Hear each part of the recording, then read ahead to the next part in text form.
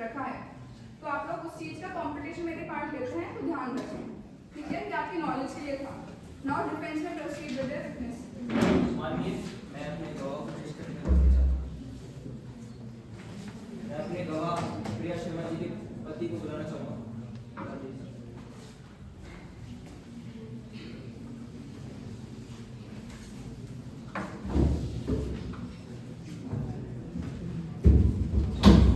न्यायालय को अपना परिचय दीजिए।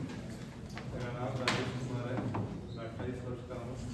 मुंबई में as a software engineer Wipro में काम करता हूँ। प्रिया शर्मा जी से आप कैसे संपर्क? जी वो मेरी पत्नी है।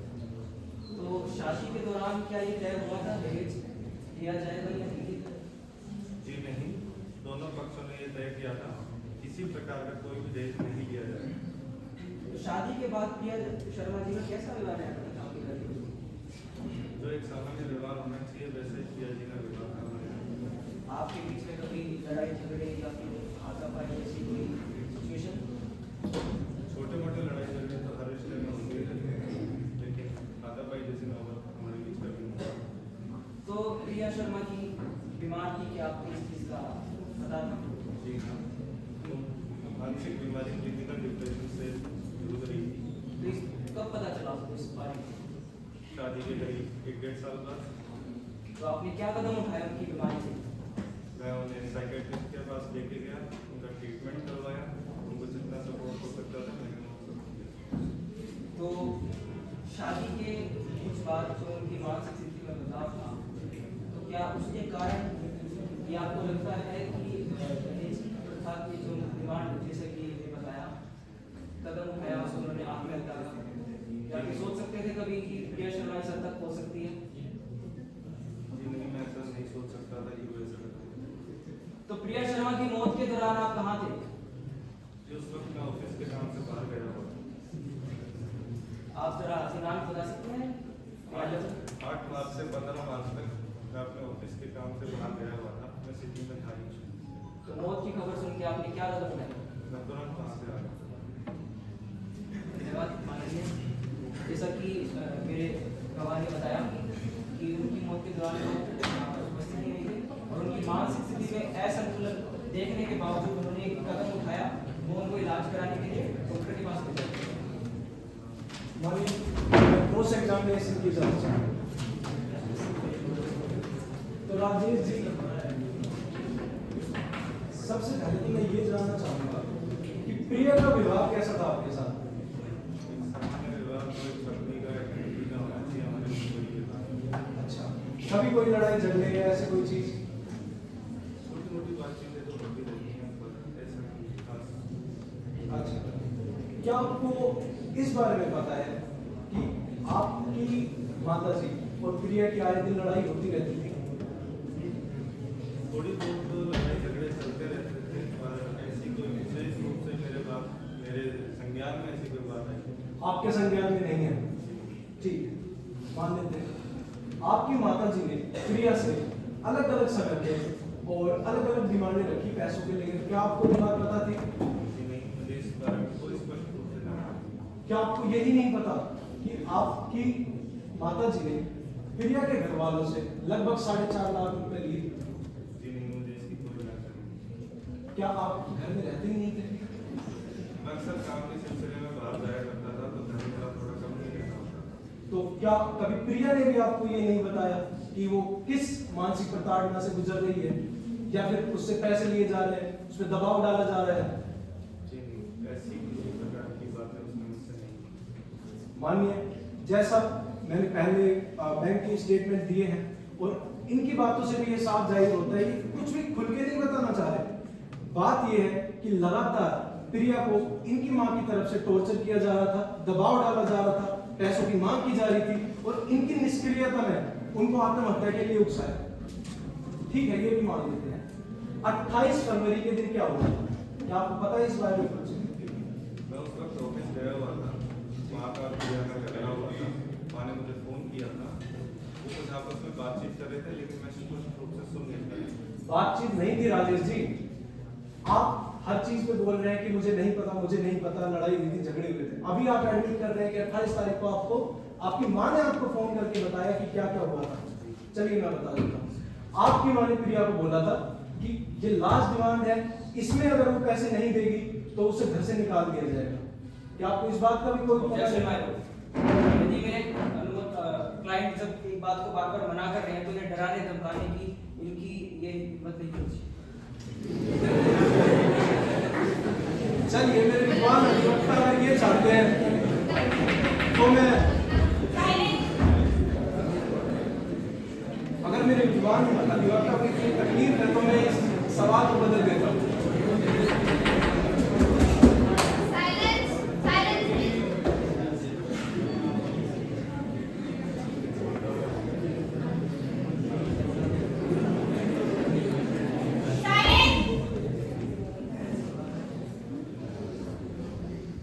राजेश जी, क्या आपको पता था कि प्रिया बीमार है या किसी प्रकार से कुछ, जैसा आपने बताया कि उसको डिप्रेशन है या क्लिनिकल डिप्रेशन है, जैसी कहानी आपने बताई, क्या ये सच है?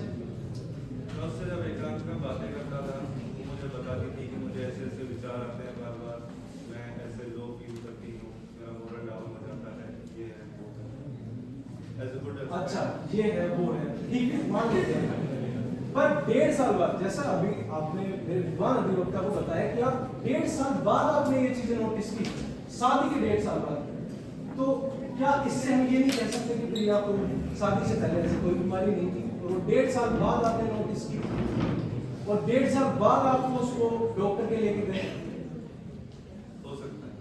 हो सकता है नहीं, स्पष्ट रूप से बताइए कि आपने उसको नजरअंदाज किया, आपने अपने घरेलू झगड़ों को नजरअंदाज किया, आपकी माँ जो उसके ऊपर अत्याचार कर रही थी वो नजरअंदाज किया, आपके ससुराल पक्ष को लगातार टॉर्चर किया जा रहा था वो नजरअंदाज किया। I object lordship.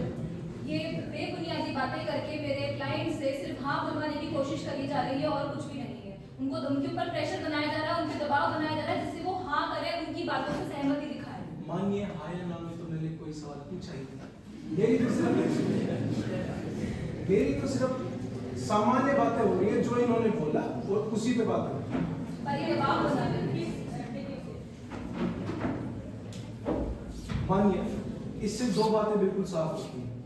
पहली बात, राजेश जी ने लगातार अपनी पत्नी का बिहेवियर या उनके ऊपर हो रहा टॉर्चर लगातार नजरअंदाज किया, ये जानते हुए भी कि उसकी माँ और उनके पिता वधु पक्ष के ऊपर दबाव डाल रहे हैं, पैसे ले रहे हैं, इनको ये बात पता थी पर इन्होंने कभी ऑब्जेक्ट नहीं किया।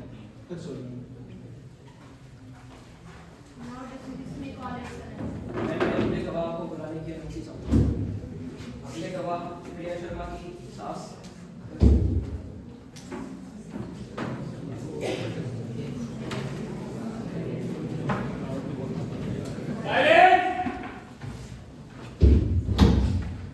अपना परिचय दीजिए।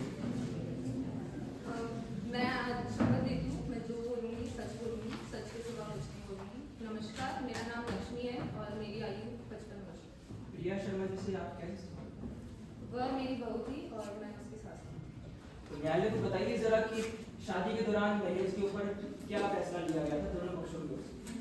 जी, हमारे बीच में ये तय हुआ था कि ना हम दहेज लेंगे और ना वो लेंगे।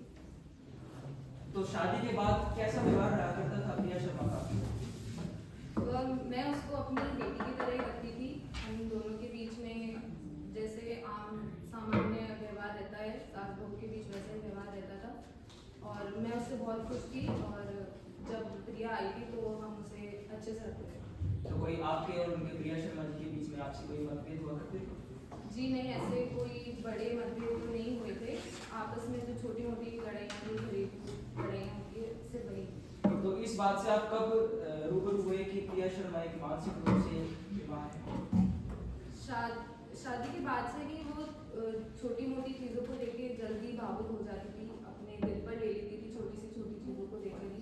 फिर शादी के 1.5 साल बाद उसको उसके जो सिम्टम्स हैं वो ज़्यादा होने लगे तो हमने, मेरे बेटे ने उसका इलाज भी कराया हॉस्पिटल में। उसकी दवाइयाँ चल रही थी पर वो दवाइयाँ भी नहीं लेती थी क्योंकि उसको लगता था कि ये सब मुझे नीचा दिखाने की कोशिश कर रहे हैं, मुझे भटका रहे हैं अपने जीवन से, तो वो दवाइयाँ भी नहीं लेती थी और चिल्लाने लग जाती। तो जरा न्यायालय को बताइए कि 28 फरवरी को क्या आपने ऐसा कुछ कहा कि प्रिया शर्मा अगर आप पैसा नहीं देती तो यहाँ से चली जाऊँ। जी नहीं, मैंने ऐसा कुछ भी नहीं कहा था। हमने उसको अच्छे से रखा था, बट उसको उसकी तबीयत बहुत ज़्यादा खराब हो गई थी उस दौरान, तो इसलिए शायद उसने ऐसा कदम उठाया होगा। तो ये आप कभी नहीं सोच सकते थे कि प्रिया शर्मा आत्महत्या कर कदम उठा सकती है? जी नहीं, मैंने ये कभी नहीं सोचा था कि वो ऐसा करेगा। जब आपने प्रिया शर्मा को विजिट किया तो आपके क्या उस समय आपने कदम उठाया? मैं बहुत ही ज़्यादा शॉक हो गई थी जब उसे मैंने ऐसे देखा। मैंने तुरंत एम्बुलेंस को कॉल किया और मैं तब तक उसके साथ थी जब तक एम्बुलेंस नहीं आती।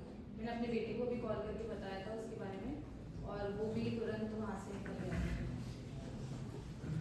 माननीय, जैसा कि इनके बयानों के अनुसार पता चला कि मानसिक रूप से पीड़ित थी और ना कि उन पर कोई दहेज का प्रेशर बनाया गया या किसी ना कोई उसको प्रताड़ना की गई।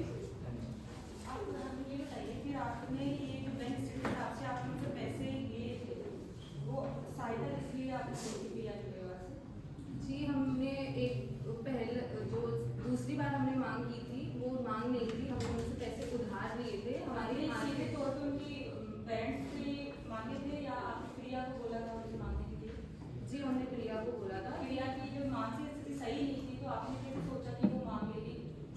उस दौरान इतनी ज़्यादा खराब नहीं थी, धीरे धीरे उसकी मानसिक स्थिति ज़्यादा खराब हुई। 28 फरवरी को आपने कहा कि उस तारीख को भी उनकी मानसिक स्थिति सही नहीं थी, उस तारीख को भी आपने 1,50,000 रुपये लिए हैं। जी, उस टाइम पे मैंने उससे नहीं मांगे थे, मैंने अपने बेटे को कहा था कि उसकी पर आपका बेटा तो बाहर था। हाँ, तो मैंने उसको बोला था कि आपकी बेटी का बयान है वो मना कर रहा है, उसको पता ही नहीं है सबका। मैंने उसी को बोला था और उसने बोला था कि मैं आपके बात बेटे ने नहीं कहा है, उसको इसके बारे में कोई जानकारी नहीं है, वो ट्रिप पर गया हुआ था। तो ये जो आप पैसे मांग रहे हैं, आप सीधे तौर पर आर्थिक सहायता इसका नाम ले रहे हैं, सीधे तौर पर आपने क्यों नहीं मांगी? आपने एक मानसिक पीड़िता से क्यों सोचा कि ये मांग सकती है, ये इस स्थिति में है कि ये पैसे मांग लीजिए? जो हमने आखिरी बार मांगे थे वो उसी के लिए, उसी के इलाज के लिए मांगे थे, क्योंकि हमारी आर्थिक स्थिति इतनी अच्छी नहीं थी, इसीलिए हमने उससे वो पैसे मांगे। और आपका बेटा तो सॉफ्टवेयर इंजीनियर है।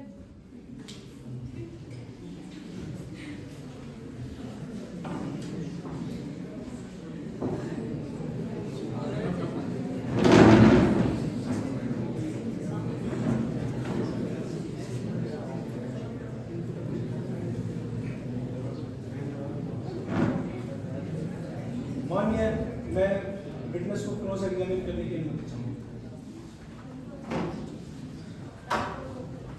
तो सुनीता जी, सबसे पहले मैं जानना चाहूंगा जो आपकी बहू थी प्रिया, उसका व्यवहार आपके साथ कैसा था? हमारे बीच जैसे आम साथ लोगों के बीच रहता है व्यवहार, ऐसा ही था।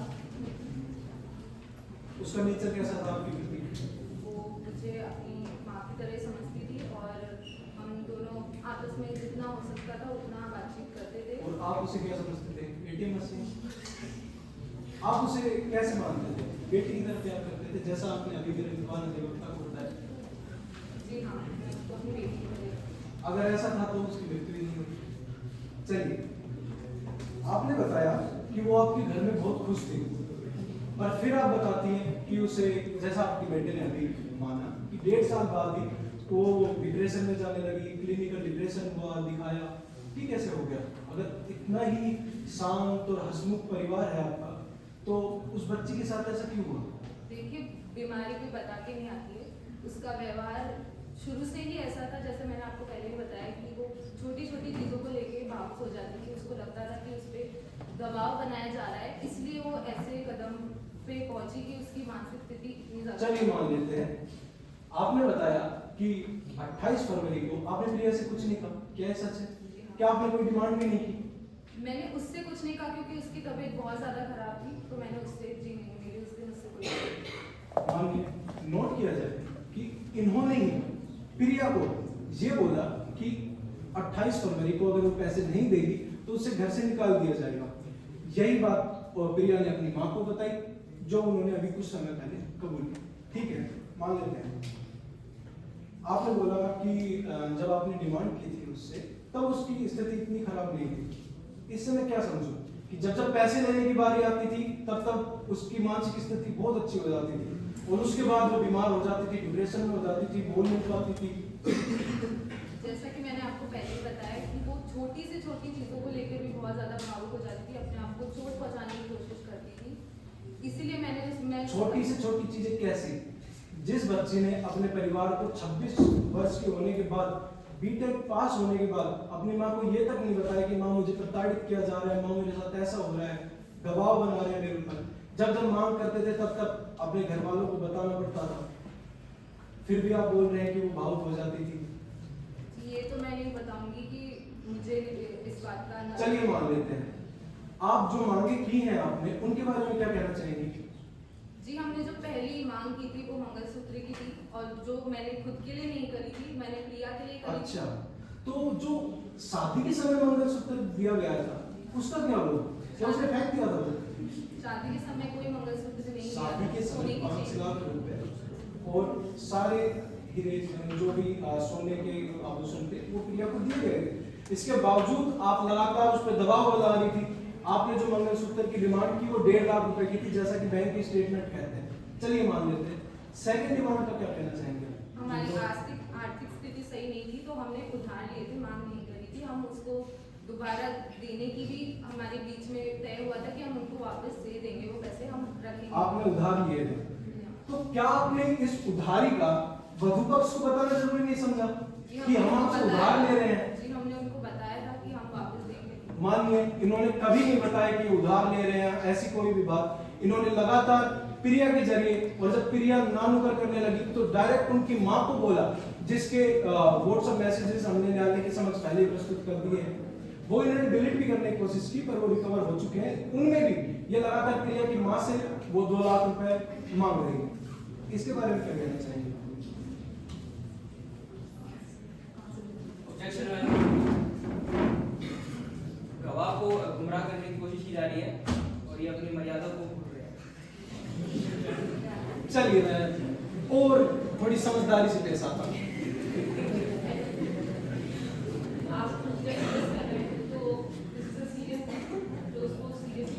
जी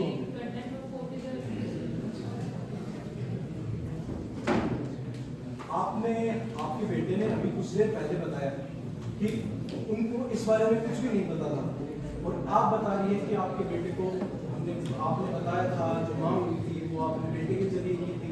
क्या ये सच है? जी हाँ, मैंने अपने बेटे से भी पूछा था कि पैसों की थोड़ी कमी हो रही है उसके इलाज के लिए, क्योंकि उसका इलाज बहुत बड़े हॉस्पिटल में हो रहा था। और पूछा था या उसके जरिए मांगा था? जी, हमने उसको कॉल पे ही हमारी बातचीत हुई थी।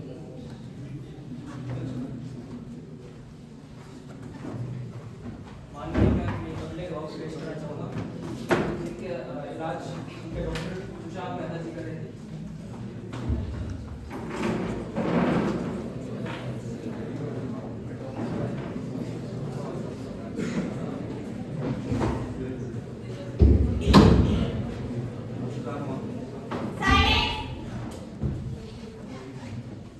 नमस्कार महोदय, मैं शपथ लेता हूँ मैं जो भी कहूँगा सच कहूँगा, सबके सब आपको न्यायालय को अपना परिचय दीजिए। महोदय, मेरा नाम डॉक्टर सुशांत मेहता है। मैं मनोचिकित्सक के रूप में वर्तमान में mental city hospital health and clinic Maharashtra में पिछले 10 वर्ष से इस बात पर कार्यरत हूँ। तो जरा बताइए कि प्रिया शर्मा को आप कैसे जानते हैं? सर्वप्रथम प्रिया शर्मा मेरे पास उपचार हेतु 15 जुलाई 2023 को मेरे क्लिनिक में आई। तो क्या समस्या थी उनकी? सामान्य तौर पर देखा जा सकता है, भारतीय समाज में देखते हैं कि जब भी घरेलू हिंसा या घरेलू हिंसा या कुछ भी होता है तो हम एक प्रिया शर्मा जी ने जो मुझे अपनी मनोस्थिति के बारे में बताया, उन्होंने बताया कि मेरे भूख नहीं लगती है, नींद नहीं आती है, मानसिक अवसाद होता है, चिड़चिड़ापन होता है, इत्यादि बीमारियों के बारे में बताया। तो अक्सर कौन लेके आया करता था उनको आपके क्लिनिक? प्रिया शर्मा जी को सर्वप्रथम जब मेरे क्लिनिक में आई थी तो उनके पति उनके साथ आए थे, उन्होंने भी मुझको यही सिम्टम्स बताए थे। जैसा कि आपको पता होगा कि प्रिया शर्मा की मौत के बारे में आपको जानकारी मिली होगी, तो क्या ये कदम उठाना, प्रिया शर्मा की हत्या जो हुई है, क्या ये दहेज प्रथा का आरोप लगाना क्या इसमें सही है? सामान्य तौर पर मैं ये कह सकता हूँ कि इस मनोस्थिति के जो भी व्यक्ति हैं, जो भी रोगी हैं, वो आत्महत्या की ओर अपने कदम बढ़ा सकते हैं। मानिए जैसे कि डॉक्टर साहब के बयान से पता चलता है कि उनकी बीमारी उनकी मौत का कारण है।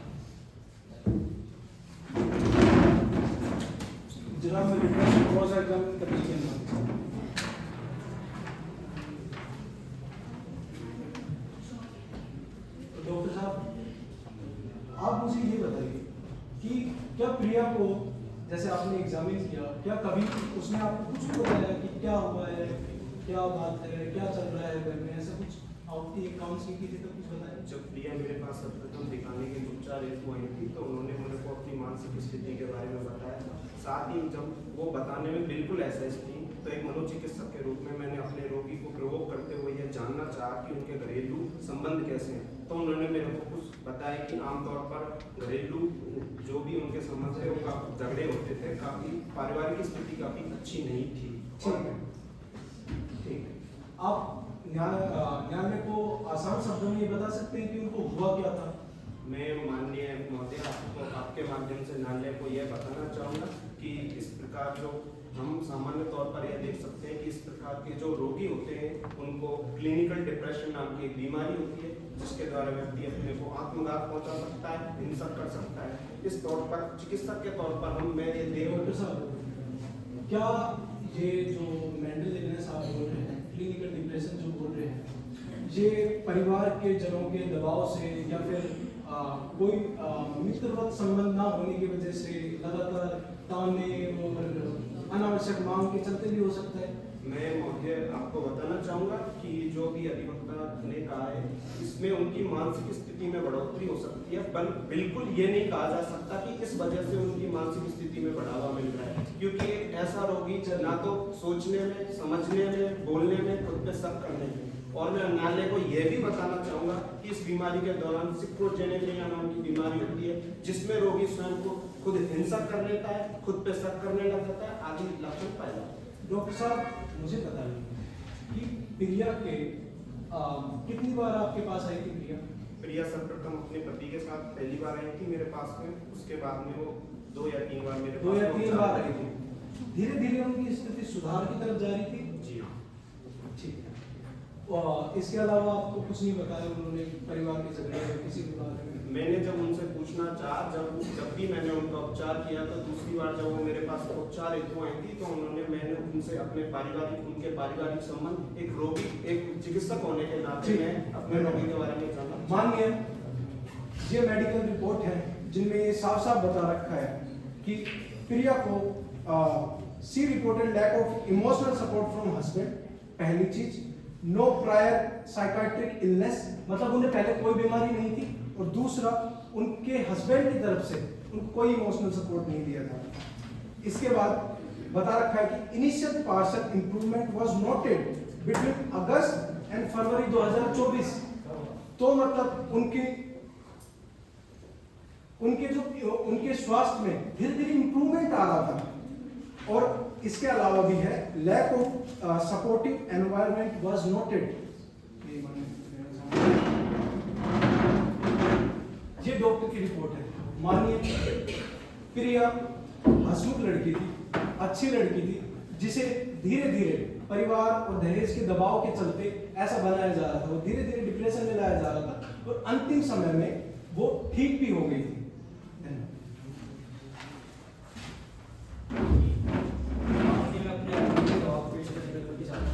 उनके कलीग अजीम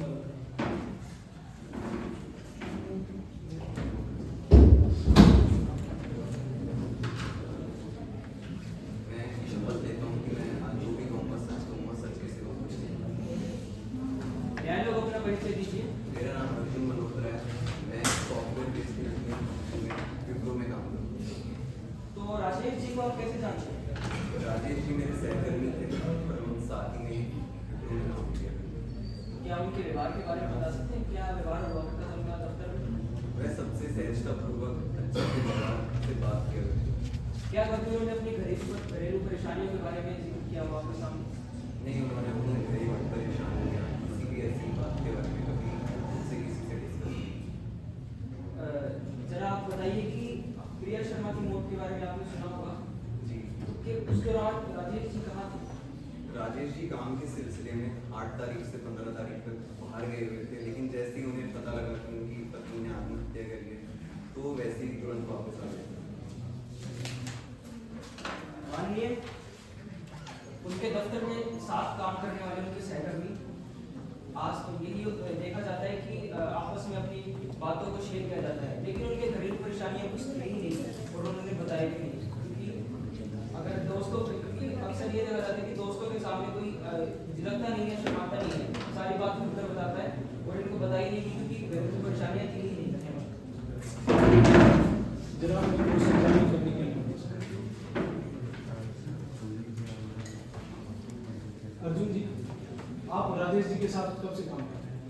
एक 4-5 साल से आपके साथ उनके संबंध कैसे हैं? हम ऑफिस में मिलते थे, काम के सिलसिले में हमारी बातचीत होती थी। उनके बिहेवियर के बारे में थोड़ा जानना चाहूँगी, कैसा बिहेवियर? वो सबसे सहजतापूर्वक अच्छे तरीके से बात करते थे और ऐसे बिल्कुल परेशानी नहीं। ठीक है। 11 मार्च को राजेश जी कहाँ थे, क्या आपको पता है? ऑफिस की मीटिंग के लिए बाहर गए थे। कभी आपको उनके घर की तरफ जाना हुआ या उन्होंने कुछ भी अपने घर के बारे में आपको बताया? नहीं, हमारा जो भी काम होता था, जो भी काम के सिलसिले में बात होती थी, वो ऑफिस में ही हो जाया करती थी। तो हमारा एक दूसरे के घर आना जाना था। तो ज़्यादातर समय कहाँ होता है? ऑफिस में घर पे ज़्यादातर उनका टाइम होता है काम किया। ठीक, मानिए नोट किया जाए, जो राजेश है वो अपने घर की ऐसी स्थिति होने के बावजूद, पत्नी की ऐसी हालत होने के बावजूद, लगातार उसको टॉर्चर किए जाने के बावजूद अपने ऑफिस रहता था, ज्यादातर वहीं रहता था, आखिरी समय में भी यही था। ये साफ साफ ये दर्शाता है कि उनका उनकी पत्नी की तरफ कोई इमोशनल सपोर्ट नहीं है। जैसा कि उनके परिवार में आर्थिक संकट था तो उन्हें अक्सर ज्यादा काम करना पड़ता था क्योंकि वो उसकी पैसों की भरपाई करना चाहते थे।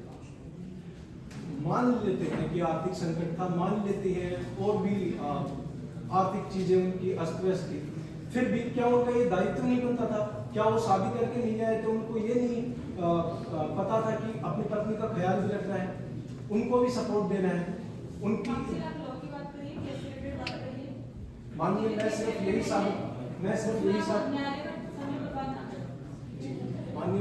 साबित करना चाहूँ कि राजेश जी ने अपना ज़्यादातर समय ऑफिस में बिताया। लास्ट के दिनों में भी ये जानते हुए भी उनकी पत्नी कैसे टॉर्चर हो रही है उन्होंने ध्यान तो जब ये कह रहे हैं और आप इस बात से सहमत है कि वो ऑफिस में ही थे लास्ट के समय में, तो आपने कैसे मान लिया कि उनका मृत्यु का कारण राजेश जी है? मानिए सिर्फ लास्ट के दिनों में या कुछ 1-2 दिन पहले उनकी पत्नी के साथ ना होना ये तो नहीं दर्शाता कि उन्होंने इससे पहले अपना जो वैवाहिक कर्तव्य था वो सही तरीके से निभाया। तो आप ये कह रहे हैं कि दावा जी Now we request prosecution side to conclude its part of the argument.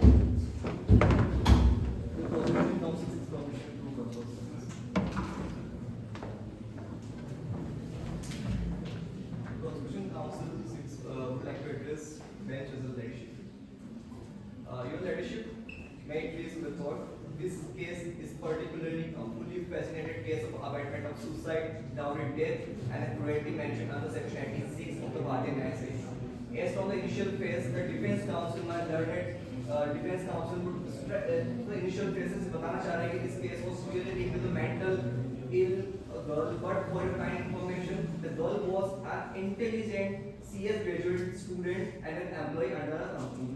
So there is no scope to take behind the case for mental distress, link the case with mental distress and trauma as well. And for your kind information, for learned defense counsels, this case is, I want to cite some evidence sections before the bench.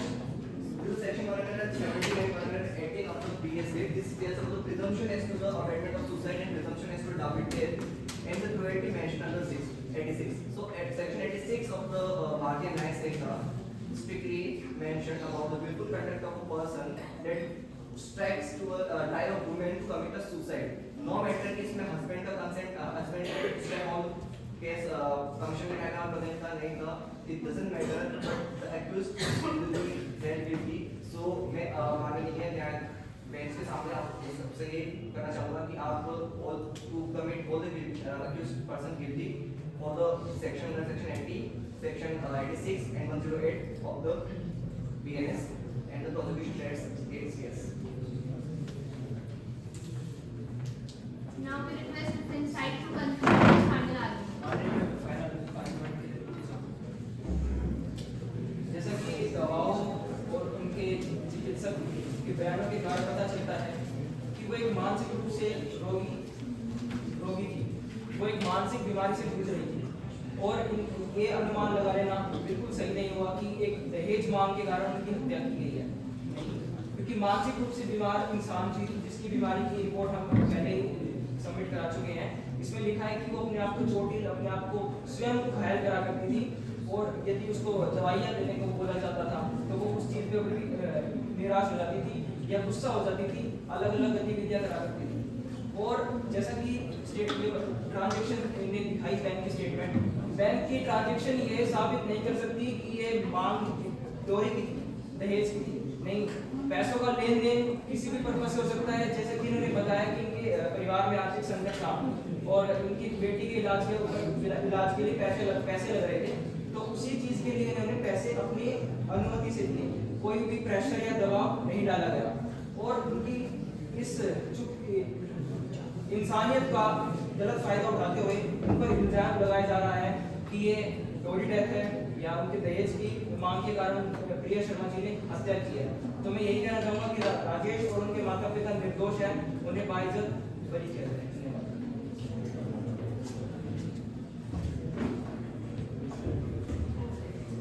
So I hope ये काफ़ी helpful रहा होगा। अब मैं आपको थोड़ा procedure बिल्कुल brief में बता रही हूँ। जैसे ही हमारे ट्रायल एडवोकेसी का स्टार्ट होता है, प्रोसिक्यूशन की हमने सब शुरू में भी इंट्रोड्यूस किया था। प्रोसिक्यूशन के स्पीकर आएंगे, वो विटनेस का चीफ एग्जामिनेशन करेंगे ओपनिंग स्टेटमेंट के बाद में। पहले ओपनिंग स्टेटमेंट, फिर एग्जामिनेशन चीफ के लिए पीडब्ल्यू यानी कि प्रोसिक्यूशन विटनेस आएगा। जब उनका एग्जामिनेशन चीफ हो जाएगा, उसके बाद में डिफेंस काउंसिल आके उनका क्रॉस करेंगे। इसी तरीके से जब सारे विटनेसेस का एग्जामिनेशन चीफ, प्रोसिक्यूशन विटनेस का examination chief and cross examination by defence हो जाएगा, उसके बाद में statement of the accused record होगा। जैसा कि मैंने बीच में भी बताया था, statement of the accused direct जज के पास रिकॉर्ड होगा एंड उसके बीच में कोई भी एडवोकेट नहीं बोल सकता। इस पार्ट को हमने कंपटीशन पर्पस के लिए स्किप किया है, स्टेटमेंट ऑफ द अक्यूज को। कंपटीशन के अंदर अब डिफेंस विटनेसेस का chief examination and cross examination होगा। Through cross examination prosecution side करेगी। इसी तरीके से जब डिफेंस विटनेसेस का भी चीफ एंड क्रॉस खत्म हो जाएगा, तो दोनों साइड अपने first prosecution and then defence अपने क्लोजिंग आर्गुमेंट्स बोलेंगे। एंड इसी के साथ आपका कंपटीशन का प्रोसीजर ओवर हो जाएगा। आपके 4 मेंबर है, एक रिसर्चर है, 2 स्पीकरों को, एक विटनेस ट्रेनर है। अब विटनेस ट्रेनर क्या करेगा? ये जो अभी लोग आ रहे थे ना विटनेस बॉक्स में, ये विटनेसेस है, ये हम देंगे आपको। वहां 30 मिनट लिखा है, आपने रूल्स पढ़े होंगे। ये जो विटनेसेस आए हैं आपके, उस केस के हिसाब से 2-2 विटनेस हम देंगे आपको। आप मैक्सिमम 2 विटनेस एक साइड से बुला सकते हो, ज्यादा विटनेस अलाउड नहीं है क्योंकि टाइम ज्यादा लगता है। आपको विटनेस हम देंगे, आपका विटनेस ट्रेनर क्या करेगा? उसको आधे घंटे पहले हम बता देंगे कि आपके 2 विटनेस है, उसको ट्रेन करेगा। अब वो ट्रेन कैसे करेगा कि भाई तुझे वहां जाके बोलना क्या है, तुझे ऐसा उल्टा नहीं बोल देना कि जब सामने वाली पार्टी आपको क्रॉस करे कि आप करना होस्टाइल हो जाओ, समझ गए? तो उसका वो ट्रेन करेगा। जैसे अभी सारे विटनेस ने पूरा सही से बोला, सामने वाले ने उनको क्रॉस करा, क्रॉस करने में कुछ विटनेसेस से उल्टा भी हो गया, ठीक है, उन्होंने कुछ ऐसे स्टेटमेंट भी दे दिए जो प्रोसिक्यूशन की हेल्प कर रहे हैं, तो आपको वही विटनेस ट्रेनर का रोल रहेगा, उनको ट्रेन करेगा, उसी के बेसिस पे उसको मार्क्स मिलेंगे। उसकी भी स्कोर शीट अलग रहेगी विटनेस ट्रेनर की भी, और उसी के बेसिस पे जो इसकी हाईएस्ट स्कोर होगा उसको अवार्ड मिलेगा। और एक और बात, अगर मान लो आपकी टीम में 4 मेंबर नहीं हो रहे और 3 ही हो रहे, तो आपका जो रिसर्चर है उसी की डिटेल आप विटनेस ट्रेनर में भी भर दोगे। बट उस केस में वो एक ही अवार्ड के लिए एलिजिबल होगा, उसको दोनों कैटेगरी में नहीं जा सकता।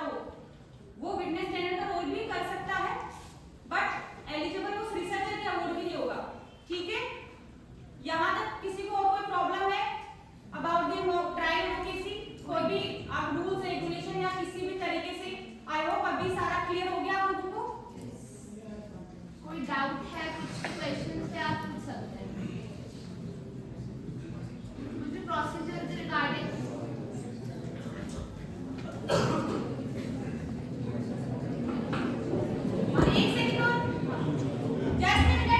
आज की जो प्रॉब्लम थी उस पर आप लोगों ने फोकस करा होगा कि एक साइड थोड़ा स्ट्रांग था, दूसरा साइड थोड़ा उस सेंस में वीक था कि प्रॉब्लम इस तरह की थी, ठीक है? डाउरी डेथ में क्या होता है? पहले बेल होती है, ठीक है, सॉरी पहले जेल होती है, मतलब ना सीधा जेल चले जाते हैं, मतलब हाँ। तो जब भी ऐसा केस आएगा कि जहाँ पे एक पर्टिकुलर पार्टी आपको लग रहा है वीक पार्टी को हमेशा लॉ की हेल्प लेनी चाहिए। Lot of case laws, lot of section जो आपके फेवर में काम कर रहे हैं वो आपके पार्ट पे बहुत अच्छा रोल प्ले करेंगे कि आपकी रिसर्च इतनी अच्छी है, उसमें आपको मार्क्स ज्यादा मिलेंगे। एक और बात, आप लोगों के पास इतना टाइम नहीं रहेगा, ये तो सारा डिटेल में आपको समझाने के लिए इतना टाइम था काउंसिल के पास, आपके पास वहाँ लिमिटेड टाइम है। प्री के लिए टाइम लिखा हुआ है, क्वार्टर का टाइम लिखा हुआ है, सेमी का टाइम भी लिखा हुआ है और फाइनल का टाइम भी लिखा हुआ है। उसी टाइम में आपको कंप्लीट करना है, उससे ज्यादा एक्सीड करोगे आपके मार्क्स डिडक्ट होते जाएंगे, ठीक है? तो आप उस चीज का ध्यान रखिएगा। दोनों साइड, आपको ये भी नहीं पता आप प्रोसिक्यूशन की साइड जाओगे, डिफेंस की साइड जाओगे, आपको दोनों तरफ से स्ट्रॉन्ग आर्गुमेंट लेकर आने हैं। आप ऑब्जेक्शन बीच में कर सकते हो, बट जब आपको लग रहा है कि वो ऑफेंसिव क्वेश्चन हो रहा है या फिर जो लॉ अलाउड कर रहा है कि ऐसे क्वेश्चन नहीं पूछ सकते, ठीक है? तो आपको जब लॉ अलाउ कर रहा है ऑब्जेक्शन के लिए आप तब करोगे। और भी कोई दिक्कत है? एक आपको ऑफेंस के जो भी ऑफेंस चार्जशीट में दिए गए हैं, प्रॉब्लम में लिखा है कि चार्जशीट में कौन कौन से ऑफेंस चार्ज में लगाए गए हैं, उन ऑफेंस के एसेंशियल्स पढ़ने हैं ध्यान से। और आपके जो विटनेस के बयान होंगे, जो भी विटनेस ट्रेनर है खासकर ध्यान रखना है इस चीज का कि जो भी विटनेस के बयान होंगे वो उन एसेंशियल्स को सेटिस्फाई करना चाहिए, वरना ऑफेंस प्रूव नहीं हो पाएगा। प्रोसिक्यूशन का वहां पे एक काम है कि वो कैसे भी करके ऑफेंस को प्रूव करे, और वो ऑफेंस कब प्रूव कर पाएगा? जब ऑफेंस के जो एसेंशियल्स इंग्रेडिएंट है वो सेटिस्फाई हो जाए, ठीक है? वो कैसे प्रूव होंगे? आप एविडेंस करवा रहे हो कोर्ट के अंदर, वो आपके हाथ में है, आपके विटनेस आपके हाथ में, आप उनके बयान उस अनुसार करवाइए कि जो ऑफेंस के एसेंशियल्स हैं वो प्रूव हो सके। और जो डिफेंस है वो वही चीज को तोड़ेगा। आप केस लॉ भी साइड कर सकते हैं। अगर आपका किसी इंग्रेडिएंट पे कोई केस लॉ है और आपके पक्ष में किसी ने कोई स्टेटमेंट दे दिया है, तो आप किसी केस लॉ को उठा के लेके आइए, आप उसको वहां पे साइड कीजिए। केस लॉज को साइड करने का काम फाइनल आर्गुमेंट्स में होगा, during examination case law side नहीं करने। जब फाइनल क्लोजिंग स्टेटमेंट होगी तब आपको केस लॉ साइड करने हैं। क्लियर?